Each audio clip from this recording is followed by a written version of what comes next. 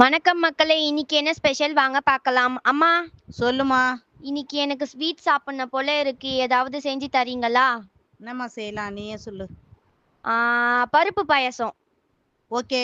வாங்க எப்படி செய்றது பார்க்கலாம். ஃபர்ஸ்ட்டு பச்சை பருப்ப நல்லா கடாயில போட்டு செவக்கிற அளவுக்கு நல்லா வறுத்து, கழுவி ஒரு குக்கர்ல போட்டு தேவையான அளவுக்கு தண்ணி ஊத்திட்டு, மூடி போட்டு விசில் போட்டு நல்லா வேக வைங்க.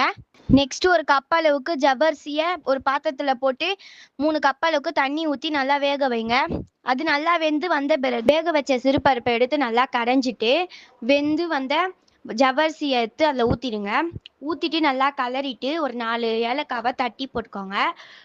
நெக்ஸ்ட்டு ஒரு கடாய் எடுத்துக்கோங்க. கடாயில 2 ஸ்பூன் நெய் ஊத்திக்கோங்க. நெய் நல்லா காஞ்சி வந்த பிறகு 100 கிராம் முந்திரியும், 10 பாதாம் பருப்பும் போட்டு நல்லா வறுத்துட்டு, நம்ம ரெடி பண்ணி வச்சதில அதில எடுத்து போட்டுக்கோங்க. போட்டுட்டு நல்லா கலரிட்டு அடுப்பு பத்த வச்சுக்கோங்க.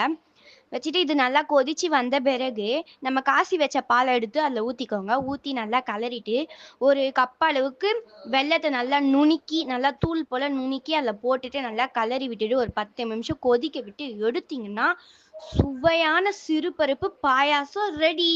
சிறுபருப்பு பாயாசத்தை ட்ரை பண்ணிட்டு கமெண்ட் பண்ணுங்க. இந்த வீடியோ பிடிச்சிருந்ததுன்னா லைக் பண்ணுங்க, ஷேர் பண்ணுங்க. மேலும் எங்கள் வீடியோ பார்க்கறதுக்காக ஃபாலோ பண்ணிக்கோங்க.